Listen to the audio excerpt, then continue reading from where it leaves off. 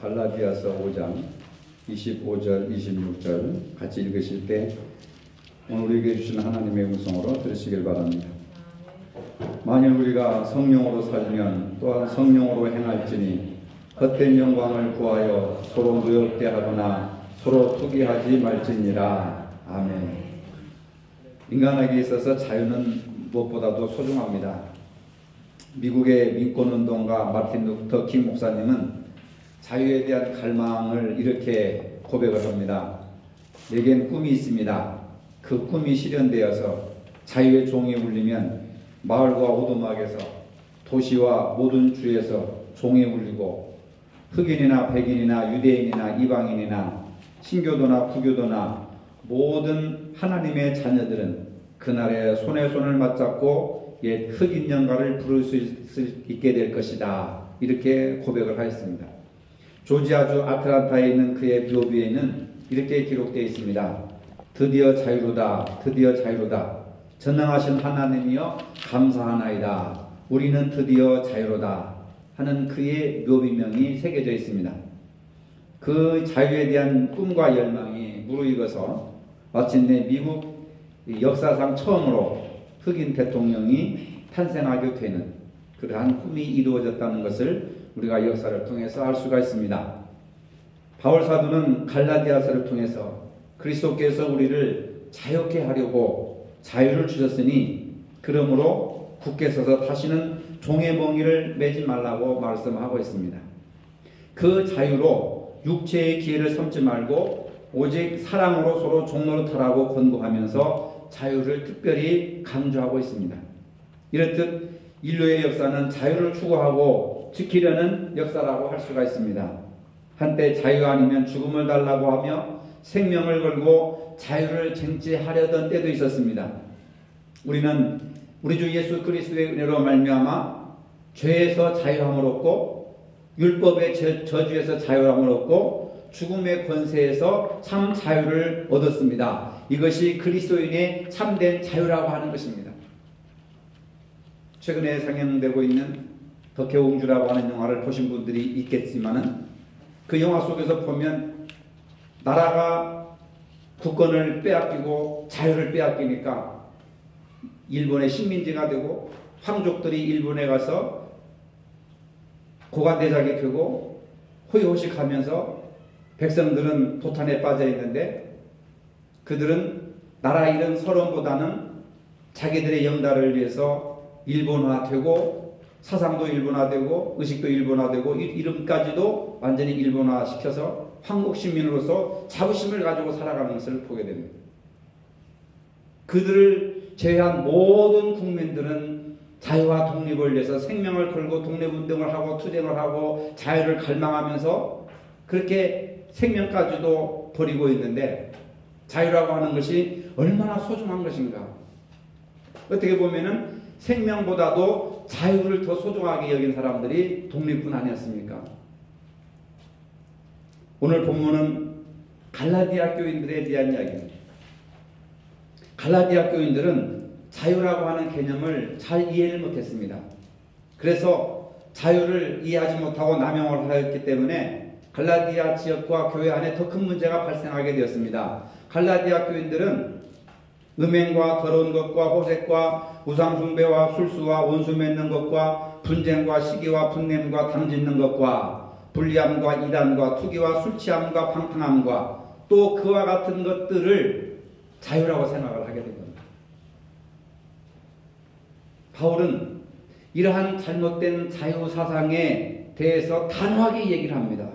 육체의 소욕은 성령을 거스를 뿐만 아니라 육체의 일은 하나님의 나라를 유업으로 받지 못한다고 말하고 있습니다. 그런데 갈라디아 교인들은 잘못된 생각에 의해서 육체의 열매 19가지가 되는 이 수많은 잘못된 것들을 행하는 것이 자유다. 내가 우상숭배하고 원수 맺는 것, 분쟁하고 시기하고 분내고 당짓는 것, 왕따시키는 것, 이단, 투기, 술취함, 방탕함 자유가 있기 때문에 이렇게 살 수 있는 것이다 라고 자신있게 얘기를 한 거예요. 여러분, 자유라고 하는 것은 방종이 아닙니다. 내가 하고 싶은 대로 하는 것이 자유가 아니라는 거예요. 육체를 위한 기회를 삼아서는 안 된다고 하는 겁니다. 그러면 그리스도인들에게 주어진 자유라는 무엇인가? 본문은 율법이나 방종이 아닌 사랑으로 서로 종노릇하며 성령으로 사는 것이 자유를 누리며 사는 것이라고 바울은 역설적인 이야기를 하고 있습니다. 참된 자유란 무엇이냐? 첫째, 서로 종노릇하는 것이라는 겁니다. 5장 13절의 말씀입니다. 형제들아, 너희가 자유를 위하여 부르심을 입었으나 그러나 그 자유로 육체의 기회를 삼지 말고 오직 사랑으로 서로 종노릇하라. 이게 바울의 말씀입니다. 참된 자유라고 하는 것은 방종하는 것이 아니라 무질서하게 살아가는 것이 아니라 서로 종노릇하는 것이 자유다. 사랑이라는 주제는 갈라디아 교인들의 자유에 대한 잘못된 견해를 바로잡아주고 있는 말씀입니다. 서로 종노릇하는 것이 사랑 안에서 이루어지는 것입니다. 14절의 말씀을 보면 온 율법은 내 이웃을 사랑하기를 내 자신과 같이 하라 하시는 한 말씀에서 이루어졌나니 만일 서로 물고 먹으면 서로 욕하고 싸우고 비판하면 피차 멸망할까 조심하라. 구약에 있는 모든 율법의 핵심은 뭐냐? 이웃 사랑하기를 내 자신과 같이 하라. 사랑 안에서 모든 율법이 다 이루어졌다고 하는 겁니다. 앞에서 열거한 육체의 일, 갈라디아 교인들이 자유라고 생각했던 그 육체의 일은 사랑이 부족한 데서 나타나는 것입니다. 그 어느 것도 하나 사랑이 없어요. 서로 종노릇하는 그런 개념이 하나도 없습니다. 그냥 마음 가는 대로 하는 거예요. 내가 하고 싶은 대로 하는 거예요. 그러나 성령의 9가지 열매는 사랑에 대한 요약이라고 할 수가 있는 겁니다.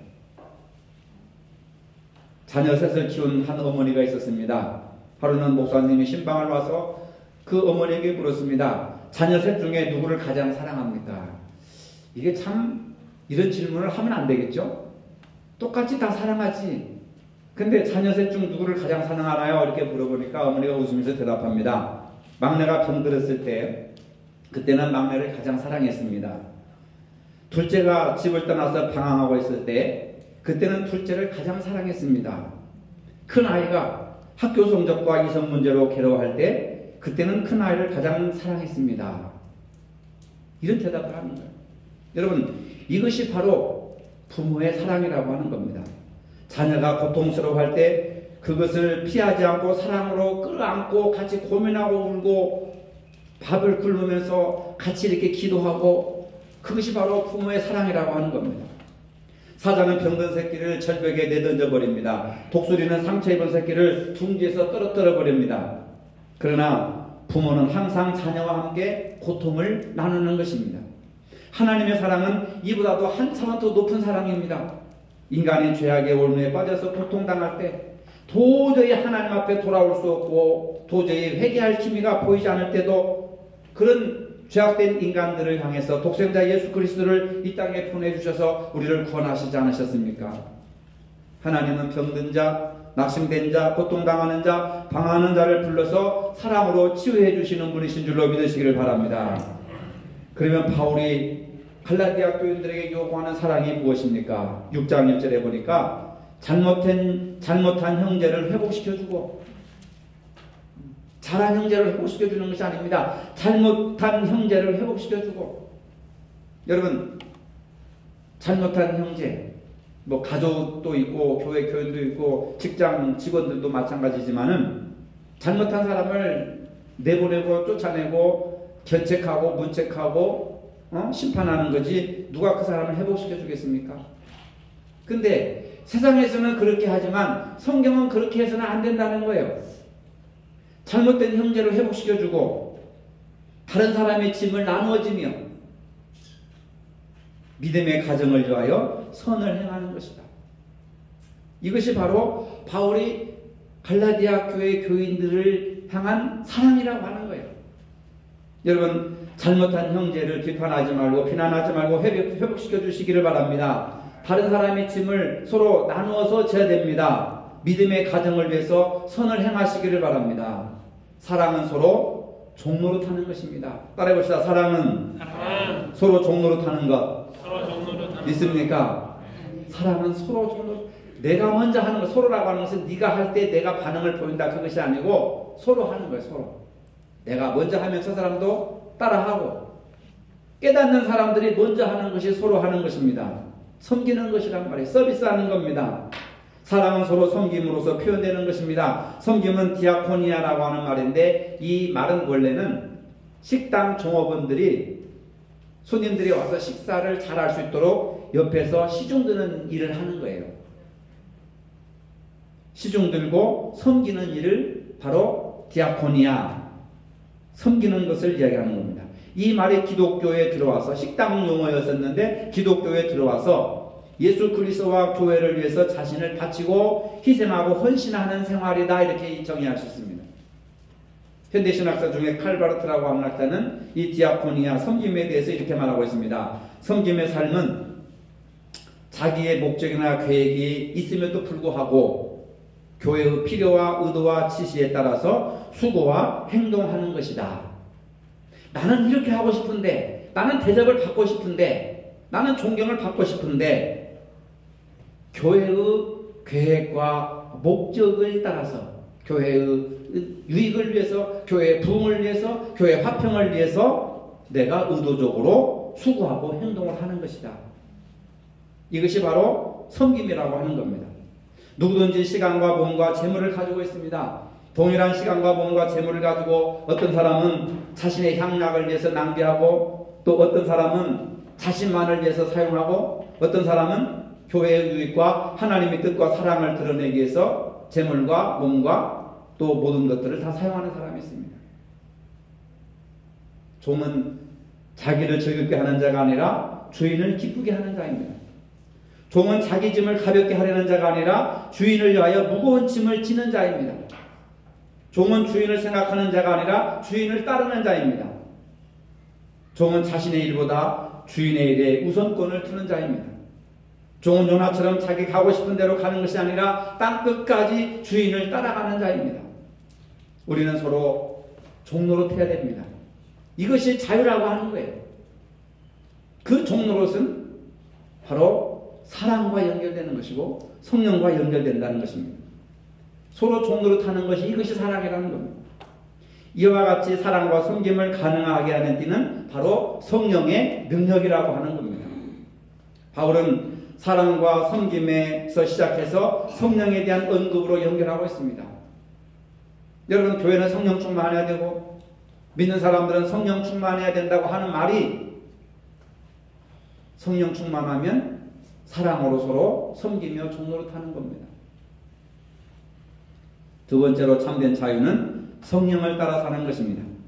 갈라디아서는 우리에게 헛된 영광을 구하여 서로 격동하고 서로 투기하지 말라 하면서 육체의 소욕을 따라 살지 말고 성령을 따라 살라고 말씀하고 있습니다.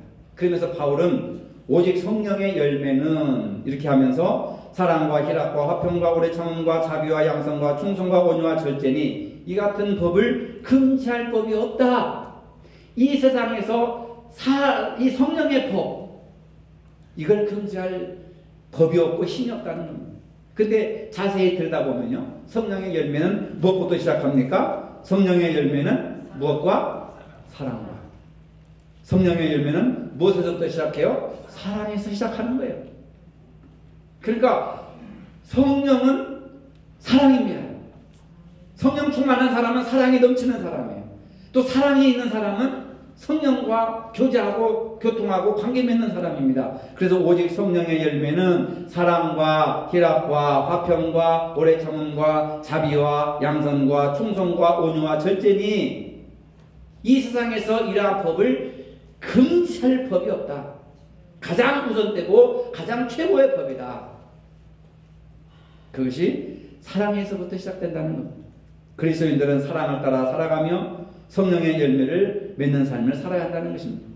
육체의 일은 죄악된 인간의 본성에 의해서 발생하는 것이지만은 성령의 열매는 하나님의 영, 성령이 인간들 가운데에서 역사하심으로 얻게 되는 열매라고 하는 거예요. 작년 기도 시간에 이제 여름이 지나고 가을 결실의 계절, 가을이 왔다고 이렇게 기도하셨잖아요. 가을은 결실의 계절입니다. 열매의 계절이에요. 제가 집에서 교회 올 때마다 아침, 점심, 저녁 하여튼 3번, 4번 왔다 갔다 하면서 저쪽에 감나무가 있잖아요. 저는 매일 왔다 갔다 감나무를 쳐다봐요. 겨울에서부터 지금까지. 근데 놀랍게도요, 매일 달라집니다. 감이. 조금씩 그 부피가 부풀어 올라요. 지금은 이제 노랗게 익어갑니다. 네? 감나무도 주인을 기쁘게 하기 위해서 열매를 열게 하고, 그 다음에 그 열매를 더 크게 만들기 위해서 이 영양분을 빨아들이고 햇볕을 쬐게 함으로써 열매가 익어가는데, 오늘 우리들은 내 인생은 농부이신 아버지를 기쁘시게 하기 위해서 내가 어떤 열매를 맺고 있는가, 그런 하나님의 음성이 늘 감나무를 통해서 저는 듣습니다. 여러분 한번 나무를 보시고 열매를 보시면서, 하찮은 미물인 나무도 열매를 맺어서 주인을 기쁘게 하는데, 십자가에 피 흘려 돌아가시고 우리를 구원하신 그 주님을 영화롭고 기쁘시게 하기 위해서 우리가 지금 어떤 열매를 맺고 있는가? 성령의 열매를 맺고 있는가? 사랑의 열매를 맺고 있는가? 늘 우리 자신에게 질문을 해야 됩니다. 알곡과 가라지는 자라나는 과정에서 제대로 분간이 되지 않습니다. 그러나 다 자란 후에는 보다 쉽게 구별이 됩니다. 담양 쪽에 쭉 가시면 양쪽에 논이 많이 있잖아요. 곡식이 많이 익어갑니다. 벼가 누렇게 익어갑니다. 그런데 부지런한 주인을 만난 논은 그냥 벼만 이렇게 자라는데, 게으른 주인을 만난 논은 뭡니까? 피와 벼가 그냥 섞여 있어요. 근데 그것이 어렸을 때는 피가 뭔지 벼가 뭔지 구분이 안 됩니다. 근데 이제 열매가 나오고 점점 자라게 되면서 알곡과 가라지가 구분이 되더라, 그 말이에요. 지금 교회 안에는 누가 알곡인지 누가 가라지인지 아무도 모릅니다. 그러나 추수 때가 되면은 벼는 벼의 열매를 맺고 가라지는 가라지 열매를 맺게 됩니다. 좋은 열매는 향기도 좋습니다. 잘 연근 생명의 씨앗이 그 안에 있습니다. 사람도 마찬가지입니다. 좋은 사람은 좋은 향기가 나게 됩니다. 사람에게서 향기가 난단 말이에요. 그 인품과 인격에서 향기가 나는 것입니다. 한순간에 머물지 않고 지속적으로 그만의 향기를 나타낼 수가 있습니다. 사람에게 향기가 없으면 생명력을 잃은 열매 없는 나무와 똑같습니다. 교회도 마찬가지입니다. 좋은 소문, 좋은 향기가 널리 퍼져야 좋은 교회가 되는 것입니다. 오늘 한국 교회는 성장이 둔화됐을 뿐만 아니라 마이너스로 이렇게 기록되고 있습니다. 2주 전에 기독공고에 보니까 기독공고 첫 머리에 작년 한 해 동안, 2015년도 한 해 동안 우리 교단만 교인이 2만 1,000명, 2만 1,000명이 감소되었다고 하는 통계위원회의 통계가 아주 기독공고 1면에 실려 있습니다. 우리 교단만 작년 한 해 동안 2만 1,000명의 교인이 감소됐다는 거예요. 주일학교 말할 것도 없고 중고등부 말할 것도 없고 청년부가 다 사라지고 있습니다. 심각하게 지금 교육의 지도자들이나 학계에서 목회 현장에서 대안을 찾으려고 발버둥을 치지만 대안이 없어요. 이러한 현실의 문제점이 어디에 있다고 생각합니까? 저는 우리 자신에게 있다고 생각합니다.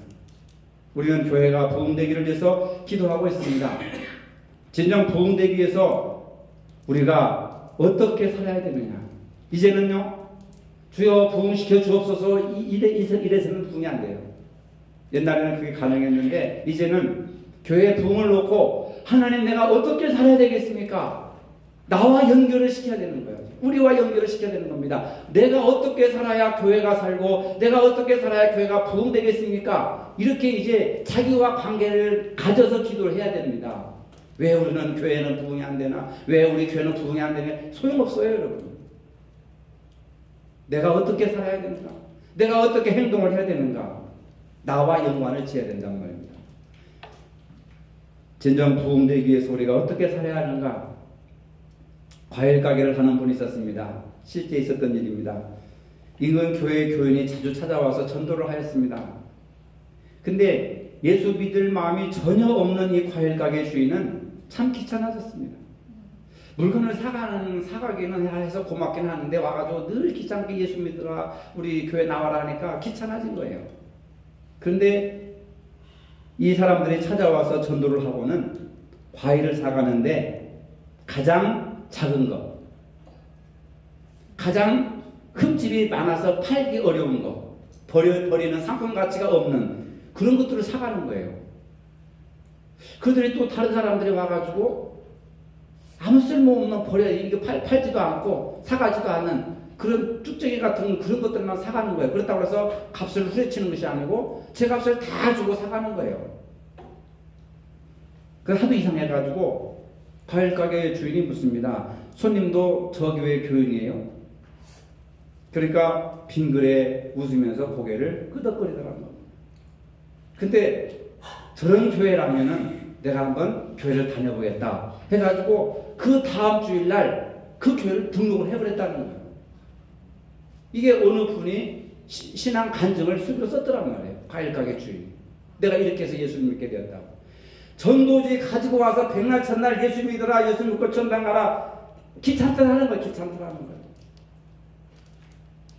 근데 다 버리고 쭉정해 사람들이 사가지도 않는 벌레 먹은 거, 작은 거, 잘 입지도 않는 거, 상품적인 가치가 없는 거, 그것들을 제값 주고 사가는 그 모습에 감동을 받았다는 거예요. 감동을. 여러분, 전도는 우리 일상적인 삶을 통해서 보여줘야 되는 겁니다. 이것이 바로 성령을 따라 사는 삶이 아니겠습니까? 성령의 열매는 자원하여서 내가 손해보고 내가 양보하게 될 때에 진실하게 실천할 수 있는 것인 줄로 믿으시기를 바랍니다. 여러분, 이제는 우리 삶의 자세가 달라져야 됩니다. 옛날식 대로는 안 돼요. 왜 부흥이 안 되는가? 어떻게 해야 부흥되는가? 이게 아니라 내가 어떻게 살아야 되는가? 음식점에 가서, 가게에 가서, 직장에서, 일터에서, 학교에서 내 주변의 사람들이 나를 어떻게 보고 평가할 것인가? 우리가 이마에 예수천당 불신족을 안 쓰고 다녀도 여러분들이 다 예수 믿는 사람들이라는 걸 알게 돼요. 주변에 가게에 있는 사람들이나 주변에 있는 사람들이 다 압니다, 여러분. 근데 만약에 우리가 음식점에 가서 과일 가게에 가서 뭐 다른 어떤 점포에 가가지고 미용실 같은 데 가서 덕이 안 되고 본이 안 되는 말과 행동을 해버리면 그건 아주 문을 닫으라는 얘기예요, 교회. 바로 우리가 이제는 우리의 삶과 교회가 생존의 문제가 연결되어 있다.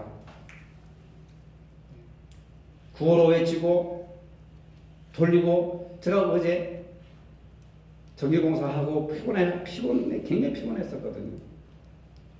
그리고 이제 추석 지나서 솜사탕 전도를 해야 되겠다 해가지고 솜사탕 그 용기를 기계를 꺼내가지고 청소하고 실험을 해보고 다 준비를 해놓고 기도를 했어요. 하나님, 지난 4년 동안 매주 토요일마다 내가 이 솜사탕 병원 앞에서 솜사탕 기계를 돌렸는데 이것 가지고 단 한 사람도 전도되지 않았습니다.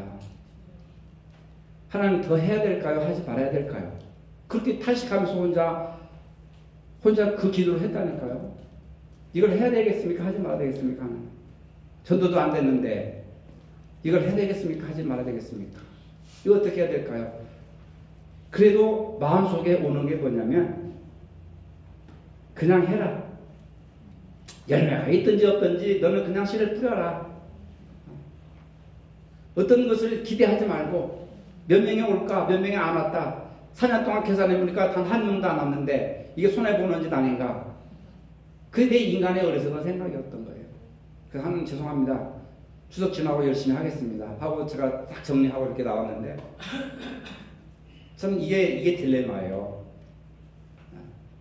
그냥 사람 마음 같아서는 그냥 한 달에 한 명씩이라도 막 전도가 되고 해야 뭐가 힘이 나고 막 하는데 아무 반응이 없을 때 낙심에 빠지게 되는 거예요.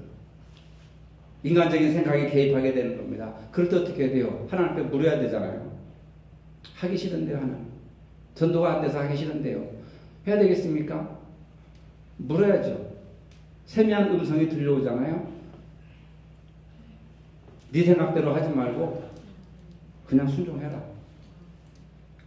믿음이라고 하는 것은, 우리가 믿음으로 산다고 하는 것은 내 생각대로, 내 계획대로, 내 뜻대로 살아가는 것이 아니라 주님의 뜻대로 살아가는 것이 믿음으로 사는 거예요.